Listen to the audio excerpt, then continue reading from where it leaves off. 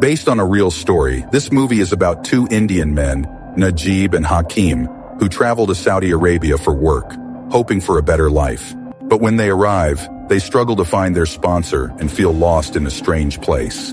Instead of a nice job, they end up working like slaves under harsh conditions. Keep watching to know if they can find their way back home. The movie began at an airport in Saudi Arabia. Two young Indian men, Najib and Hakim, stood in front of the passport officer. They tried to speak with him, but their Arabic was poor, making communication difficult. After their passports were checked, they left the counter and started looking for their sponsor in the reception area. However, they couldn't find him and were unsure of what to do next. They felt lost and didn't know who to ask for help. After some time, they met an Indian worker at the airport. They gave him their sponsor's phone number, and he tried calling the sponsor. There was no answer. The worker explained that it was Friday, a day off in Saudi Arabia, and the number they called might be for the sponsor's office, which was closed. He told them not to worry, saying the sponsor was probably on his way, but might be delayed due to traffic. Najib and Hakim went outside to wait. After a while, they noticed a man staring at them. The man asked Najib if his name was Abdullah and who he was with. But Najib and Hakim didn't understand him. The man grew frustrated, called them crazy, and walked away. A short time later, the same man returned, took their passports and checked them. He confirmed they were the workers from India. The man led Najib and Hakim to his car, and they were relieved, thinking they had finally found their sponsor. Najib asked for some water, but the man shouted at them in Arabic, telling them not to talk too much and to get in the car quickly. Najib opened the door, but the man got angry again and told them to sit in the open back of the small pickup truck with their bags. Hakim felt bad sitting in the open back of the truck. He wondered why the company didn't send a nicer car, especially when they had seen Sri Lankan workers from their flight leave in an air-conditioned car. Najib told Hakim to keep quiet and get into the truck so they wouldn't upset the man any further. As they traveled, Najib and Hakim thought about how they would contact their families to let them know they had arrived safely. Hakim leaned toward the man and asked if they could stop at a place with a phone. The man yelled at them again, saying the police might stop him if they didn't sit properly. After a long journey, Hakim fell asleep because he was so tired. Najib covered him with some cloth since it was cold. Finally, they reached the desert. The man got out of the car and called someone named Abu Khalid. He told Hakim to get out of the car but asked Najib to stay inside. Najib followed Hakim anyway, saying they should stick together and that they needed to call their families.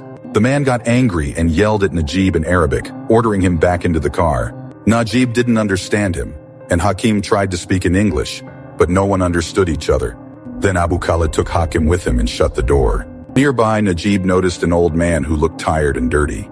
He seemed like he hadn't had water in a long time. Najib thought the man might also be Indian and asked him for a phone, saying he was very thirsty. The old man asked Najib if he knew why he was there and pointed him to a water barrel. Najib rushed to the barrel and drank a lot of water. Just then, a camel walked up to him, scaring him. Najib backed away and asked where he could sleep. The old man told him to sleep anywhere, so Najib entered the tent where Jasser was sleeping, spread a cloth on the ground, and lay down to sleep.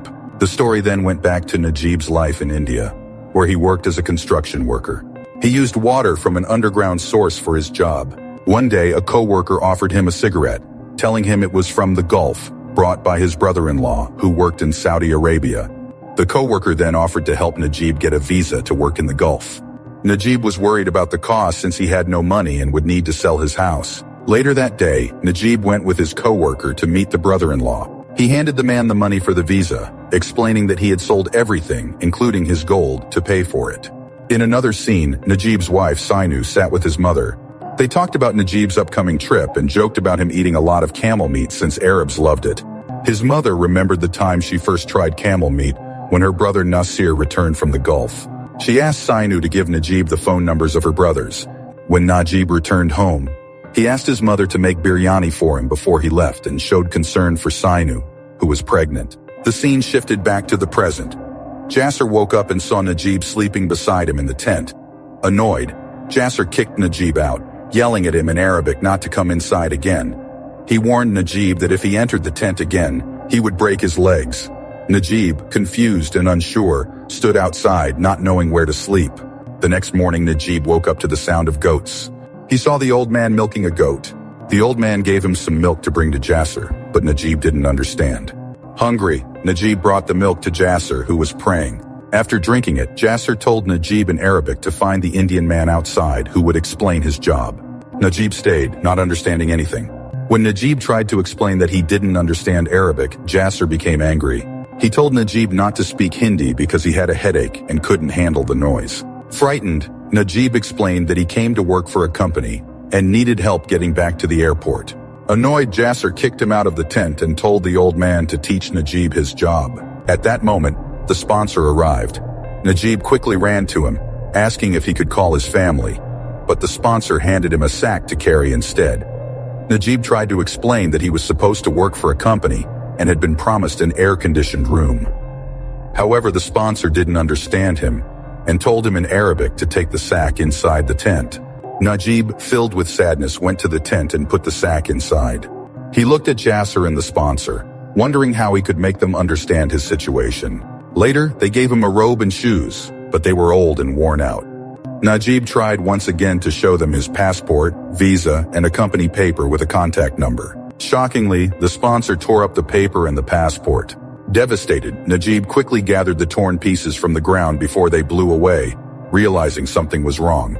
Later, the sponsor sat with Jasser to bake bread and called Najib to join them. At first, Najib ignored him, but hunger forced him to approach when the sponsor waved the bread at him. He grabbed the bread and ate quickly, but he began to choke. Jasser handed him some water and showed him how to soak the bread to soften it. Later, Najib asked the old man how he could escape from the desert. The old man weakly told him the road was far away, leaving Najib alone. He sat there thinking of his wife, Sainu, her pregnancy, and the names they had picked for the baby, Safia for a girl, or Nabil for a boy. He remembered saying goodbye to his mother and Sainu, feeling comforted that they would be together. Snapping out of his thoughts, Najib went to relieve himself among the goats. When Jasser saw him using water, he angrily told him not to waste it on cleaning himself. Najib tried to explain, but Jasser ignored him. The old man then told Najib that he would have to use sand next time. Later, an Indian worker came to fill Jasser's water tanks. Najib asked the worker to help him escape, but just then the sponsor arrived and accused the worker of trying to help Najib. The worker denied it, but the sponsor hit Najib. When Najib grabbed the sponsor's hands to stop him, the sponsor grew even angrier. He went to the tent, got his rifle, and threatened Najib. When Najib tried to defend himself, the sponsor hit him on the head with the rifle and cursed him, threatening to kill him and bury him in the desert. Lying on the ground, Najib saw water flowing over the sand, reminding him of his time in India. He remembered swimming with Sainu and their happiness together. Returning to reality, Najib cried out loudly, calling Sainu's name. Later that night, Najib noticed the old man feeding the camels. He asked how long the old man had been there. In response, the old man sang a song which shows he was not mentally well. The next morning, Jasser shouted at Najib for sleeping in. Najib quickly realized that Jasser wanted him to milk the goats, but he had no idea how to do it. He approached a goat, but it kicked him. Najib tried again, and while working, he got between two fighting sheep, due to which he got hurt and lost consciousness. Just then, the sponsor arrived, fired a shot in the air to scatter the animals, and splashed water on Najib's face to wake him. The sponsor warned him that if he didn't gather the animals, he would not be given water. As Najib struggled to move, a goat approached him, sensing his suffering. It gathered the rest of the herd, and Najib cried, feeling this was a mercy from God. As time passed, Najib looked different. One day, he saw himself in a car mirror and was shocked by how he looked. The sponsor broke the mirror and mocked Najib's looks. Later, he saw vultures feeding on something, and he found out it was the old man. He was overwhelmed with grief and tried to drive the vultures away and then cried. One day, Najib tried to escape but was chased by the sponsor. The sponsor shot him in the leg and beat him. That night, Najib was tied up among the goats but managed to free himself. Desperate for water, he drank from the goat's trough. The next day, it rained. Najib took shelter with the goats and found a small piece of bread, which he shared with them, even though it was not a lot. While resting, he heard the sound of another group of goats from far away. He went to look and was surprised to see Hakim standing there. Hakim had also changed, but Najib recognized his voice. Hakim suggested they escape together, but Najib, feeling hopeless, replied that he had tried many times and failed. Days later, Najib saw Hakim leaving him a message, but the sponsor arrived, forcing Najib to stay still and avoid being caught. After the sponsor left, He picked up the message and read it. Hakim had written that the sponsor had beaten him badly for talking to Najib. He also mentioned meeting an African man named Ibrahim, who might help them escape. Then Najib met Hakim and Ibrahim. Ibrahim explained that the sponsor's daughter was getting married soon, and everyone would attend the wedding. He said this would be their best chance to escape. The night before the wedding, Najib was locked up with the sheep while everyone else feasted and sang. The sponsor came to him, giving him a piece of meat to eat. At sunrise, Jasser left for the wedding. Once Jasser was gone, Najib washed and drank some water, feeling joy as he experienced water on his skin for the first time in a long while. He put on the clothes he had arrived in. He tied his clothes with strings because they were loose. He fed the camels and sheep one last time and felt sad as he said goodbye to them. Taking his bag, he left with Hakim and Ibrahim. As night fell, Hakim became very tired and thirsty. Ibrahim asked Najib to stay with Hakim while he snuck into a tent to get water. But the tent owners mistook Ibrahim for a thief and shot at him. But he escaped with Hakim and Najib. The next morning, they continued walking through the desert without food or water in the heat. Hakim asked Ibrahim if they were going in the right direction, to which Ibrahim replied they had to keep walking toward the sun. Then they spotted a dead camel in the desert, its body starting to decompose. Hakim was scared that they would die like that. The three of them stopped to pray, but soon discovered they were surrounded by snakes. Ibrahim quickly pulled Hakim away, telling Najib to stay still so the snakes wouldn't notice them. As they walked, Najib grew extremely tired, and his bare feet swelled from the heat. Ibrahim wrapped Najib's feet in cloth to protect them from the scorching sand.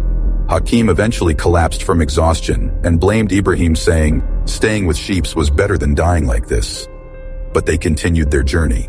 As they pressed on, Hakim began to hallucinate, mistaking the sand for water and trying to eat it. Blood poured from his mouth, and Najib became terrified for him, knowing he was dying.